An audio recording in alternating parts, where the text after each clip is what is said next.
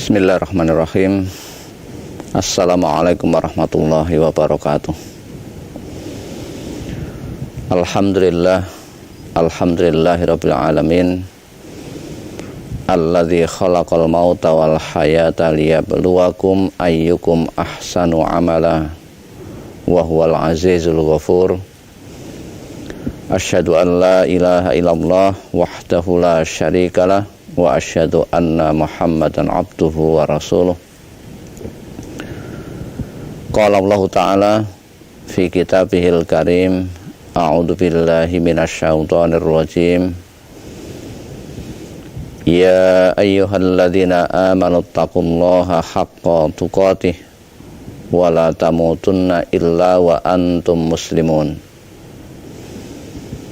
Wa qala Rasulullah sallallahu alaihi wasallam, ittaqillaha haitsuma kunta wa atbi'is sayyi'atal hasanata tamhuha wa khaliqin nasa bi khuluqin hasanin.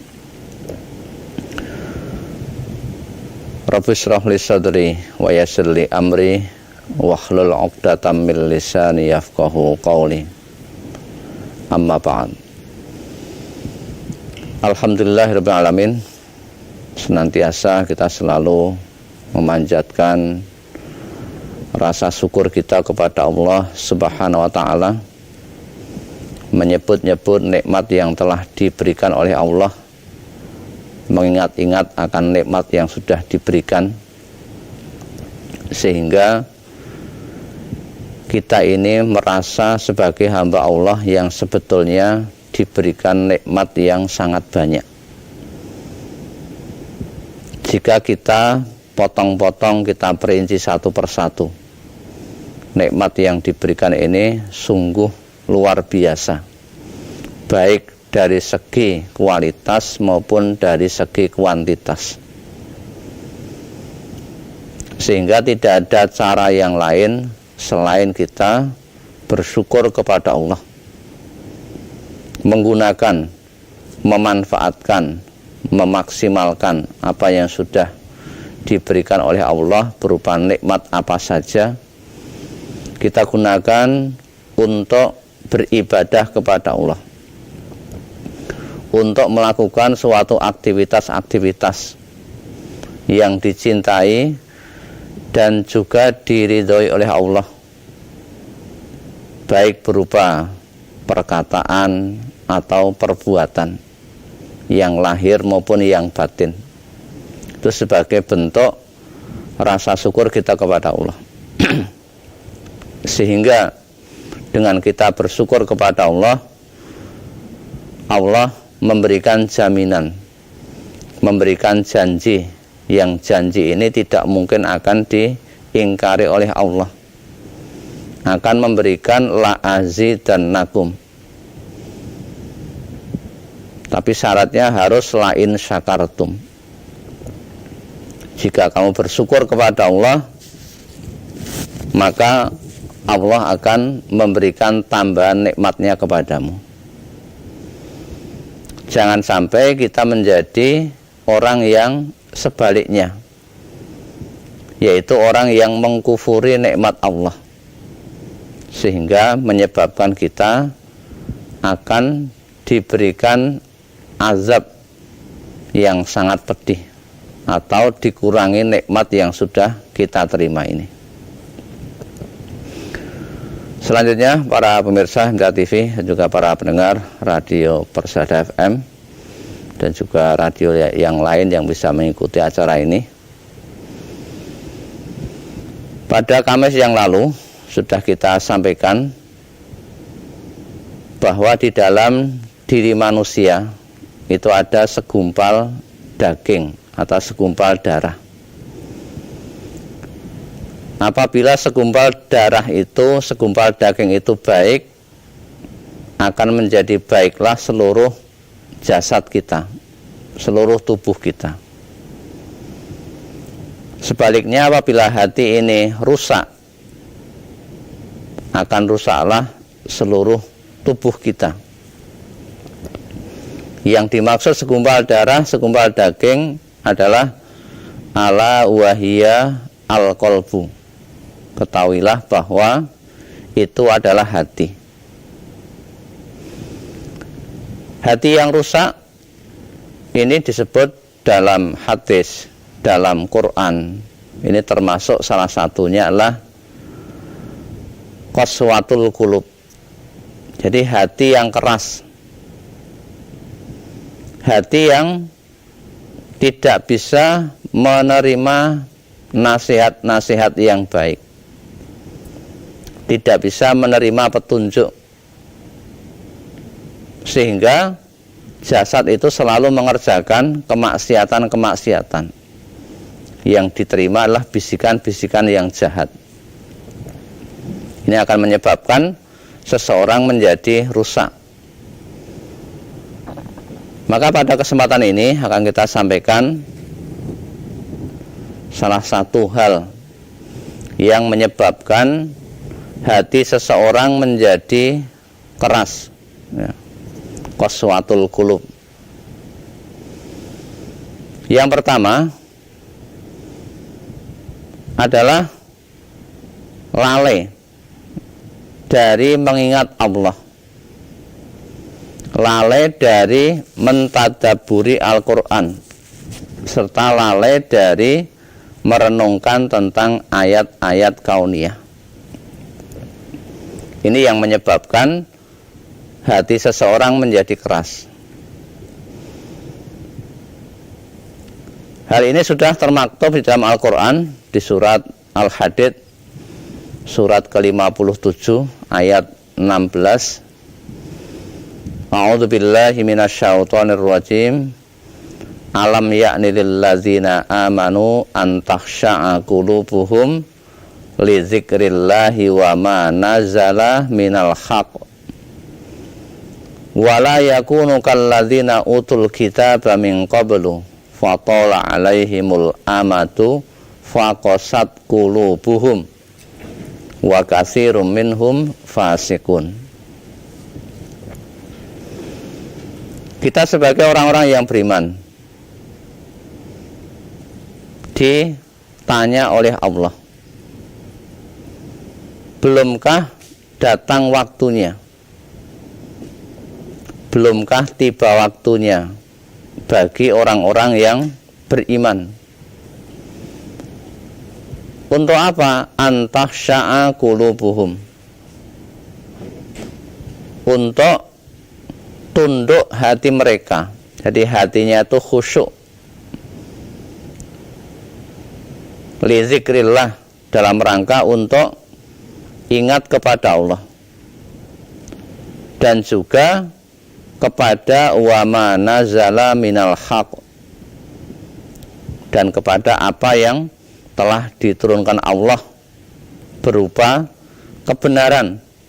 Yang dimaksud adalah Al-Quran. Apakah hati orang-orang yang beriman itu belumkah khusyuk untuk tunduk kepada Al-Quran, mentadaburi Al-Quran, mempelajari Al-Quran? Jangan sampai kita menjadi orang-orang yang wala yakunu kalladzina utul kitaba min qablu. Jangan menjadi orang-orang yang seperti ahli kitab, orang yang diberikan Alkitab, yang sebelum datang Al-Quran ada Yahudi, ada Nasrani. Itu mereka semuanya yatlunal kitab, mereka semuanya membaca Alkitab. Tetapi kitab itu tidak dijadikan sebagai hidayah, sebagai petunjuk.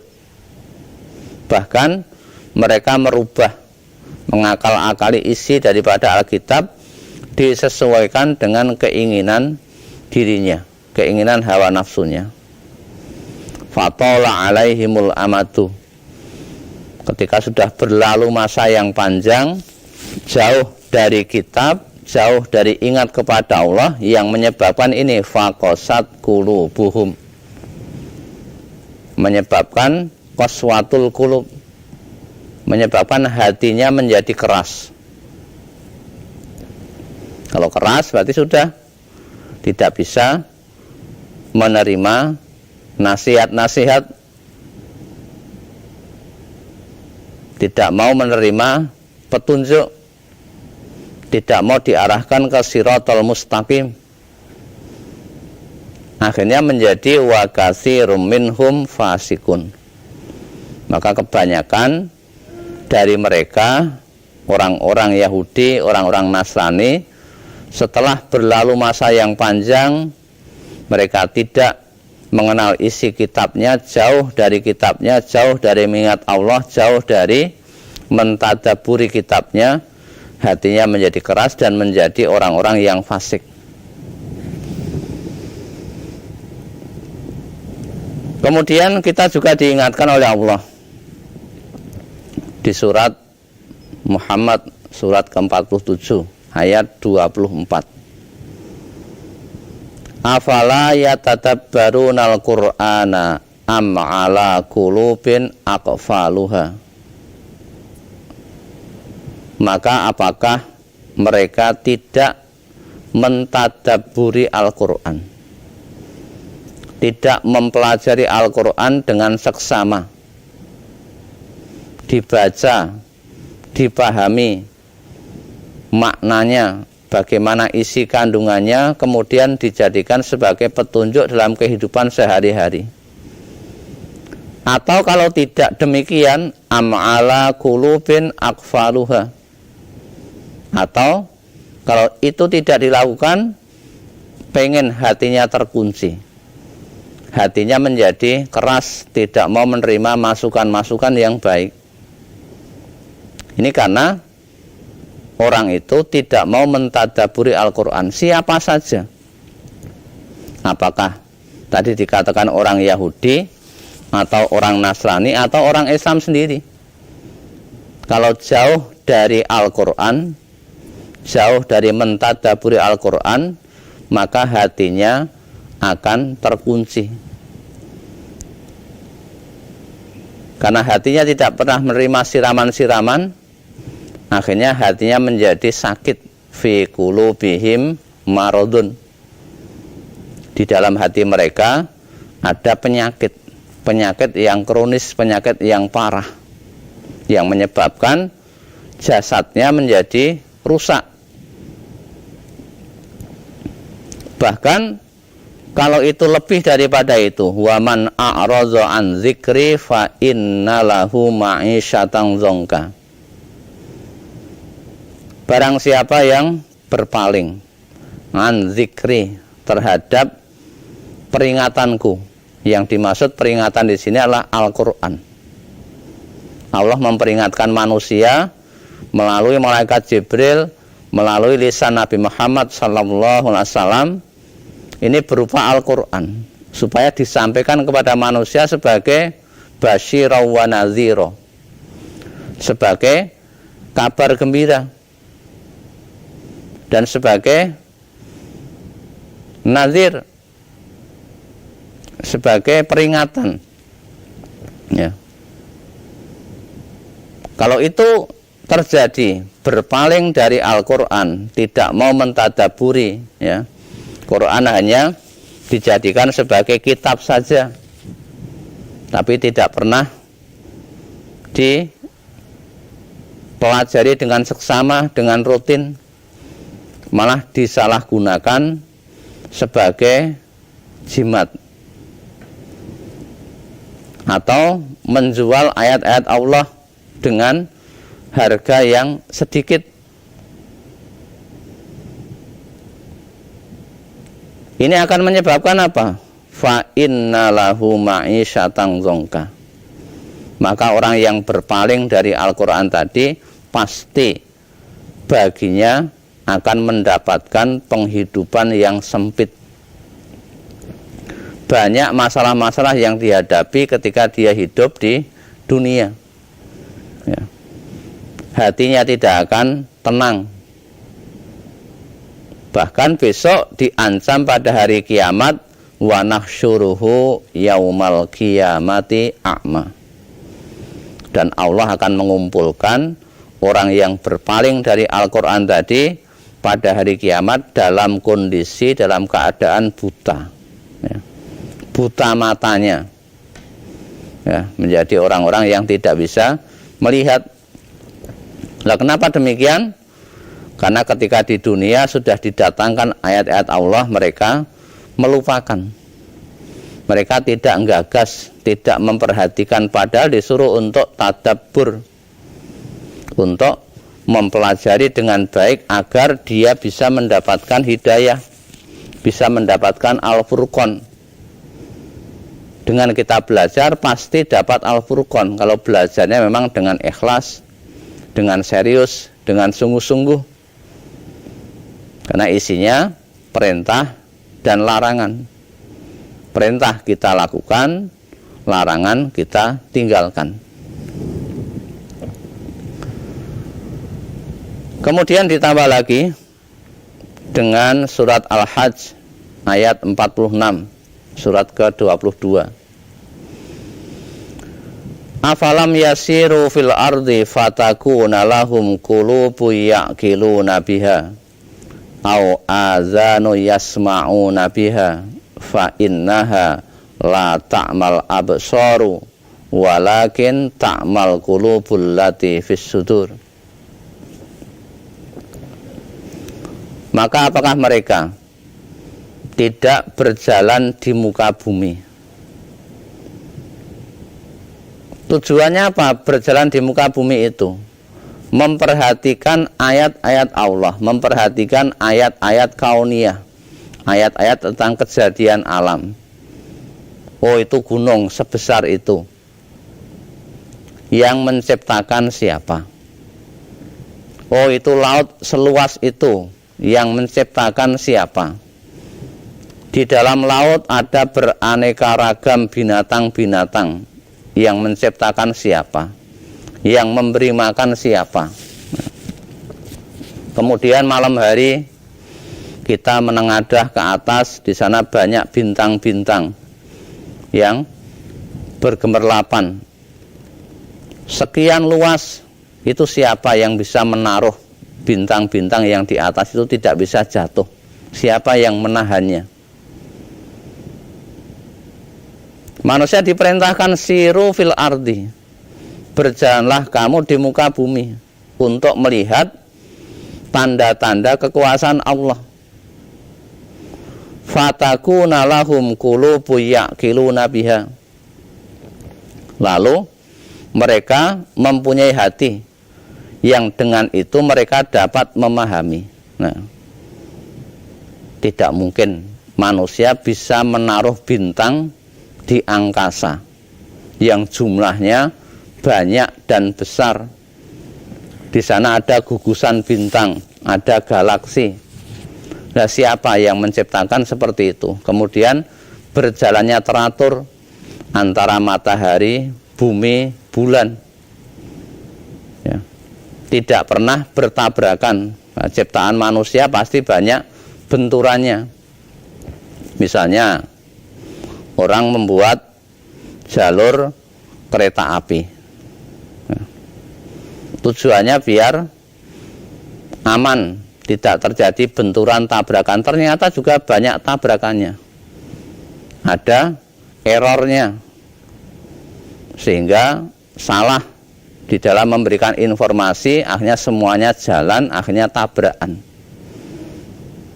Ya, coba Allah membuat sesuatu salah, bumi berbenturan dengan planet yang lain, bumi berbenturan dengan bulan, bumi mendekati matahari, apa yang terjadi? Itu kita bisa menggunakan hati untuk memperhatikan. Au azanu yasma'una biha, atau dengan telinga mereka dapat mendengarkan, ya. Fa innaha la ta'mal absar, karena sesungguhnya bukanlah mata itu yang buta, walakin ta'mal qulubul lati fis sudur, tetapi yang buta itu adalah mata yang ada dalam hati, yang ada dalam dada. Mata hatinya tumpul, hatinya keras karena jarang mentadaburi ayat-ayat qauliyah maupun ayat-ayat kauniyah. Ya, saya kira itu satu hal yang perlu kita sampaikan pada kesempatan pagi hari ini. Penyebab dari kenapa hatinya menjadi keras diantaranya adalah jauh dari Al-Quran, tidak mau mentadaburi Al-Quran, sehingga hatinya gersang, ibarat tanaman tidak pernah disirami dengan air, pasti akan menjadi layu, kemudian menjadi sakit-sakitan, kemudian menjadi mati. Maka inilah yang perlu kita lakukan, bagaimana kita meningkatkan semangat kita di dalam mentadaburi Al-Quran walaupun di masa pandemi. Tetap kita banyak ingat kepada Allah, banyak mentadaburi Al-Quran, banyak merenungkan ayat-ayat kauniyah sehingga kita lebih dekat kepada Allah. Ya.